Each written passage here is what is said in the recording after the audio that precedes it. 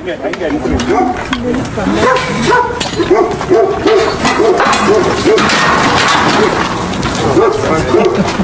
my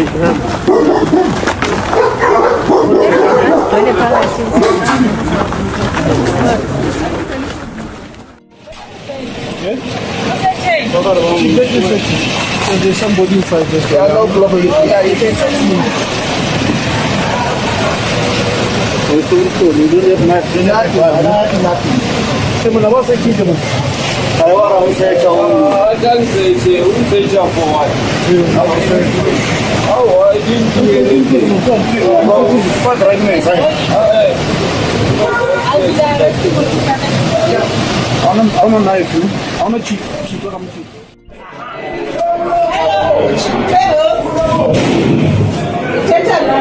Hello, China must bring the keys.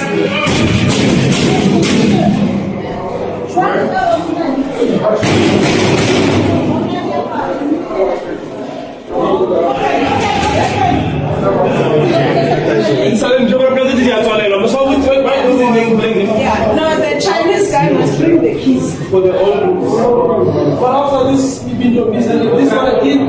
Imagine arriving at work expecting a normal shift, only for police officers, labor inspectors, and immigration officials to suddenly storm the premises in the middle of the night. Workers are questioned.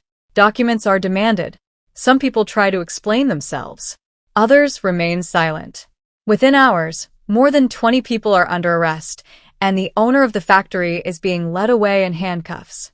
That is exactly what happened during a dramatic overnight operation in Newcastle, northern KwaZulu-Natal, where a Chinese factory owner was arrested alongside 21 alleged undocumented foreign nationals. But while the arrests themselves have captured headlines, the bigger question is this: how many similar operations are happening behind closed factory doors across South Africa? And perhaps even more importantly, who is really benefiting from the employment of undocumented workers? Before we get into the details, make sure to like this video, subscribe to the channel, and turn on notifications so you never miss important developments as this story continues to unfold. This story matters because it touches on some of the most controversial issues currently facing South Africa: immigration, employment, labor rights, economic pressure, border security, and the growing frustration of citizens who feel that opportunities are becoming increasingly difficult to access. At the center of this case is a factory located in Newcastle, a town in northern KwaZulu-Natal known for its manufacturing sector. According to authorities, the operation was conducted as part of an ongoing compliance campaign led by Deputy Minister of Employment and Labor Jomo Sibiya. Officials say the purpose of the operation was straightforward: ensure that businesses operating within South Africa are complying with labor laws and immigration regulations. What investigators allegedly discovered, however, quickly transformed a routine inspection into a major enforcement action. According to authorities, inspectors found 21 foreign nationals working at the factory who were allegedly unable to provide documentation proving they were legally entitled to live and work in South Africa. As a result, all 21 individuals were detained for verification processes, while the factory owner was arrested and is expected to face charges connected to the alleged employment of undocumented workers. But here's where things get disturbing. This operation did not happen in isolation. For months, government departments have been increasing inspections across various sectors of the economy. Authorities have repeatedly stated that some employers are taking advantage of vulnerable foreign workers by paying lower wages, ignoring labor protections, and avoiding legal hiring requirements. Critics argue that such practices create unfair competition, undermine labor standards, and potentially reduce employment opportunities for South African citizens. Supporters of stricter enforcement believe operations like this are long overdue. Others, however, warn that the issue is more complicated than it appears. To understand why, we need to look at exactly how events unfolded. According to officials, planning for the compliance operation took place before the raid itself. Labor inspectors, law enforcement officers, and immigration officials coordinated efforts to ensure that all relevant regulations could be checked simultaneously. Then came the overnight operation. Authorities arrived at the factory and began inspecting employment records, worker documentation, and compliance procedures. Workers were reportedly questioned regarding their legal status and employment arrangements.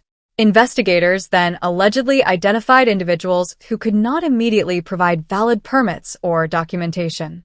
One by one, workers were separated for further verification. As the inspection continued, concerns reportedly grew among officials regarding the scale of the alleged violations. By the end of the operation, 21 foreign nationals had been detained. The factory owner was arrested shortly afterward. And suddenly, what began as a compliance inspection became a national news story. But what happened next raised serious questions. Authorities have emphasized that the detained individuals will undergo formal verification processes. This means that investigators must determine whether each individual is indeed undocumented or whether valid documentation may exist, but was not immediately available during the operation. That distinction is important. An arrest does not automatically mean guilt. Likewise, allegations made during an investigation must still be tested through proper legal procedures. The factory owner, meanwhile, will likely face scrutiny regarding hiring practices, employment records, and compliance obligations. Investigators will want answers. Were proper checks conducted before workers were hired? Were permits reviewed? Were employment records accurately maintained? And perhaps most importantly, if violations occurred, were they accidental administrative failures or part of a larger pattern? This is the part few people are talking about. Many discussions surrounding illegal immigration focus primarily on the individuals crossing borders or seeking work opportunities. Far less attention is often given to employers. Yet without businesses willing to hire undocumented workers, many experts argue that the incentive structure changes dramatically. That raises a difficult question.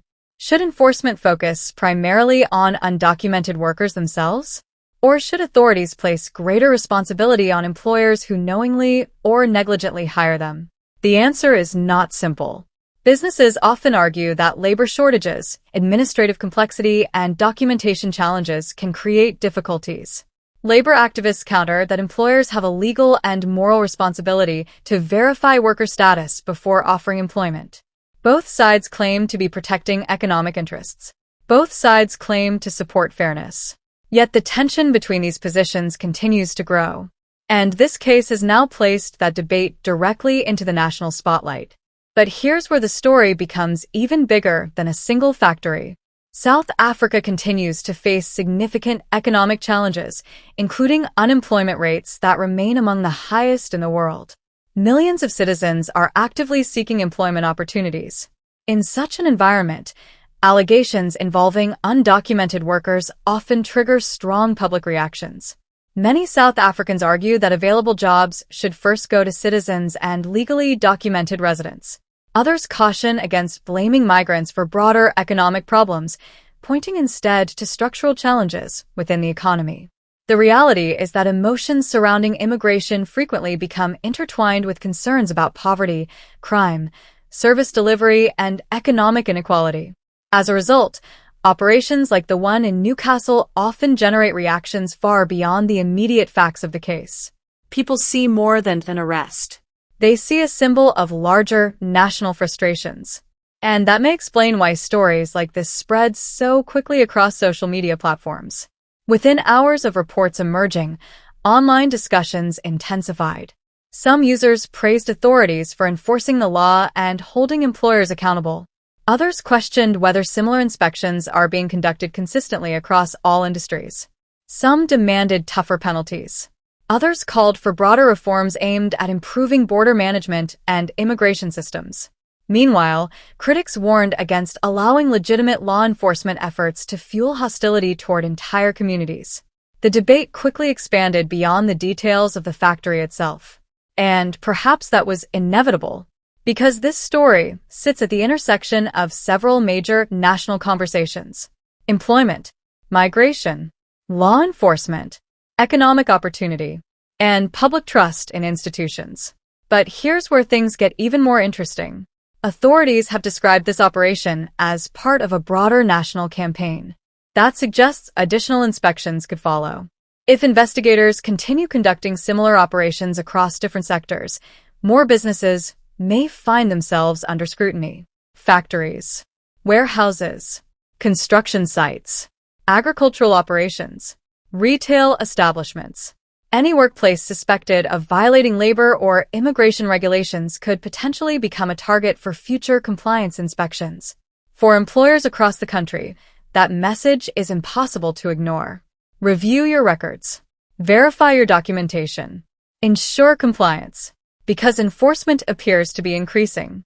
At the same time, immigration authorities face pressure to demonstrate that verification processes are thorough and fair. Every detained individual must be processed according to the law. Every allegation must be investigated properly. Every case must be handled carefully. That balance between enforcement and fairness will likely remain a key issue as this story develops. Looking ahead, several possible developments could emerge. Investigators may uncover additional evidence relating to employment practices at the factory. Labor authorities may conduct further inspections. Immigration officials may complete verification processes regarding the detained workers. Court proceedings could determine whether criminal charges against the factory owner proceed and whether evidence supports those allegations. Each of those stages will be important because the outcome will influence how similar cases are viewed in the future. And regardless of where people stand on immigration policy, most would agree on one principle. The law must be applied consistently, not selectively, not politically, Consistently. As South Africans watch this case unfold, many will be looking for answers that go beyond the immediate arrests. How widespread are these alleged practices? How many businesses are complying with regulations? How many are not? And what reforms, if any, are needed to address the challenges being exposed? Those questions remain unanswered tonight. What is clear, however, is that a single overnight operation in Newcastle has reignited one of the most sensitive debates in the country. A factory owner is under arrest. 21 individuals are facing verification processes. Investigations are continuing. And the national conversation surrounding immigration, employment, and accountability has once again moved to the forefront. Whether this case ultimately becomes an example of successful enforcement or raises deeper concerns about the systems meant to regulate labor and immigration remains to be seen. But one thing is certain: the story is far from over. And as investigators continue their work, the answers that emerge could have consequences extending far beyond a single factory in KwaZulu-Natal. What do you think? Should employers who hire undocumented workers face significantly harsher penalties? Or should government focus more heavily on strengthening border controls and immigration enforcement? Share your thoughts in the comments below.